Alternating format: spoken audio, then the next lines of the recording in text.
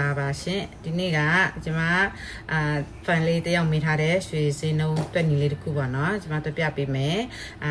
ဒီဗီဒီယိုကိုကျွန်မလောက်ရခြင်းကတော့အဓိကအကြောင်းရင်းကတော့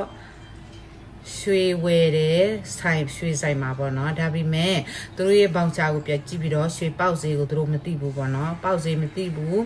တချို့ဆိုင်တွေကဘောင်ချာထဲမှာလည်းပေါက်ဈေးကမရေးထားပေးဘူးပေါ့နော်ပါစက်နဲ့ပဲပြောလိုက်တယ်ပေါက်ဈေးကမရေးထားပေးဘူးရေးထားတာမရှိဘူးဆိုလို့ရှိရင်ပေါက်ဈေးသိချင်တယ်ဆိုလို့ရှိရင်ကျွန်မကတွက်ပြပေးမယ်နော်ဥပမာအနေနဲ့လည်းတွက်ပြပေးမယ်ပြီးရင်ဖန်တယောက်မေးထားတဲ့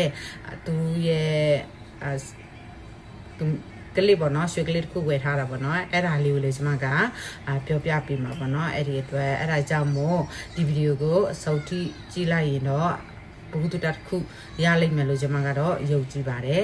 အဲ့ဒါကြောင့်မို့ဒီဗီဒီယိုကိုအဆုံးထိကြည့်ပေးပါပေါ့နော်ကျွန်မတွေ့ပြပေးမယ်အားလုံးလိုက်ကြည့်ရအောင်နော်လိုက်ကြည့်ရအောင်နော်ဆက်လေးပဲလေးရွေးရီပေါ့နော်သူကကလေးတဲ့6သိန်းကိုငါရွေးနေပေါ့နော်သူရဲ့အလေးချိန်ကငါရွေးပြီး6သိန်းနဲ့ပေးခဲ့တယ်ပေါ့နော်အဲ့ဒါဆိုတော့ကိုကရွှေပေါက်ဈေးသိချင်တယ်ဆိုလို့ရှိရင်ကိုဝယ်ထားတဲ့ဈေးနှုန်းကိုရွှေလေးချိန်နဲ့စားမယ်ရွှေအလေးချိန်ကဘယ်နှပဲရှိနေပါစေရွေးပြတ်ဖွဲ့မယ်ပေါ့နော်ဝယ်ထားတဲ့ရွှေကိုရွေးဖွဲ့မယ်ပြီးရင်128နဲ့မြောက်ပြီးရင်ရွှေဈေးနှုန်းရလာလိမ့်မယ်အဲ့ဆိုတော့ကျွန်မကဒီမှာ6သိန်းသူပေးထားတာ6သိန်းပေးရတယ်ပြီးရင်9ရွေးအမြောက်128သူကရွေးရှိပြီးသားရွေးဖြစ်ပြီးသားဖြစ်တဲ့အတွက်ကြောင့်မို့ရွေးပြတ်ဖွဲ့စီရမလို့ဘူးပြီးရင်128နဲ့မြောက်လိုက်ရပဲအဲ့ဒါကိုသူရဲ့ရွှေပေါက်စိတ်က153သိန်း6တောက်ကြတာဖြစ်ပါတယ်ကဲဒီမှာကဏ္ဍတွက်ဆက်နဲ့တွက်ပြီးတွက်ပြကြည့်မယ်နော်6သိန်းနော်6သိန်းပေးခဲ့တယ်ပြီးရင်9ရွေးနဲ့အစား9ပြီးရင်အမြောက်128ရွှေတကြတမ်းမှာ128ရွေးရှိတာကိုကိုစားပြီးတော့တွက်ပြတာပေါ့နော်တွက်ထားတာအဲဆိုတော့153သိန်းနဲ့6တောင်ပေါ့နော်သူရဲ့ပေါက်စီဟာ153သိန်း6တောင်နော်အဲ့ဒါကိုနော်ဒီဖြေလေးရတယ်ပြီးရင်နောက်တစ်ခုကျွန်မဥပမာအနေနဲ့ပြပြပေးမှာပေါ့နော်ကိုပေးထားတဲ့ငွေက15သိန်းထားလိုက်ပါတော့ပြီးရင်ကိုရဲ့ရွှေကြေက2ပဲနဲ့3ရွေဒါဥပမာပဲနော်ဥပမာအနေနဲ့ပဲပြပြပေးတာပြီးရွှေပေါက်စီဘယ်လောက်လဲသိချင်တယ်ဆိုလို့ရှိရင်အဲ့ဒီ2ပဲနဲ့3ရွေကိုကျွန်မတို့ရွေဖွဲ့မယ်ဆိုလို့ရှိရင်တပဲမှာ8ရွေရှိတယ်2ပဲဆိုလို့ရှိရင်16ရွေးရှိတာဖြစ်တာပေါ့နော်အဲ့ဒါကို2ပဲကို8နဲ့မြောက်အဲ့ဒါဆို16ရွေးပြီးရင်ဒီ3ရွေးနဲ့ပြတ်ပေါင်းတော့19ရွေးရှိတာဖြစ်တာပေါ့နော်အဲ့ဒီ19ရွေးကိုကျမတို့15သိန်းပေးရတယ်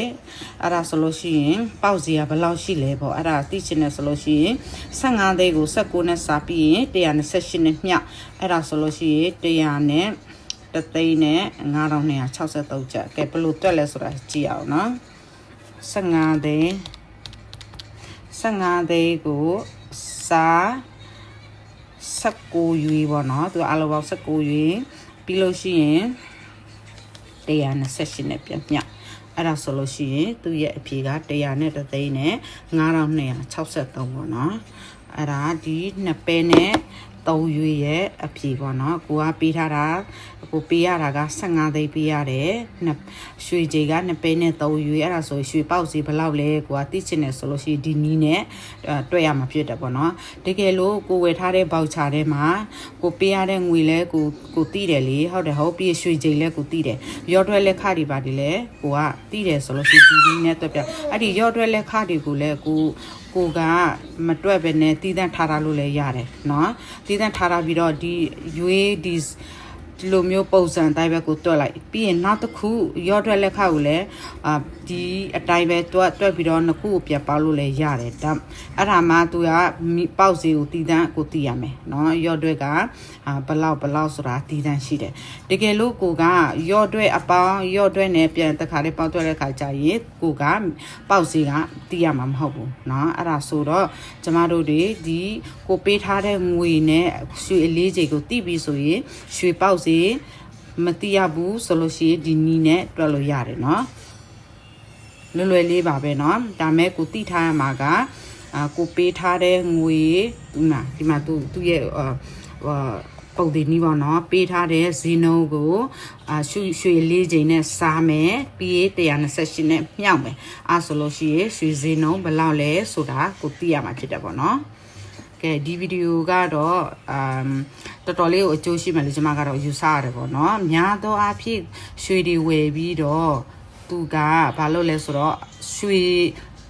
ဈေးနှုန်းပေါက်ဈေးကိုမသိရတာဖြစ်တယ်ပေါ့နော်မသိရဘူးဖြစ်နေတယ်အဲ့ဒါကြောင့်မို့မသိရဘူးဆိုတော့ဒီနီလန်းနဲ့တွက်ပြီးတော့ဒီပုံသင်နည်းကိုတွက်ပြီးတော့ရွှေပေါက်ဈေးနှုန်းပေါက်ဈေးပေါ့နော်ရွှေပေါက်ဈေးသိရမှာဖြစ်တယ်ပေါ့နော်အားလုံးကျေးဇူးတင်ပါတယ်ဒီဗီဒီယိုကတော့အကျိုးအများကြီးရှိမယ်လို့ကျွန်မကတော့ယုံကြည်ပါတယ်เนาะနောက်ဗီဒီယိုဒီမှာပြန်ဆောင်ကြမယ်ရှင်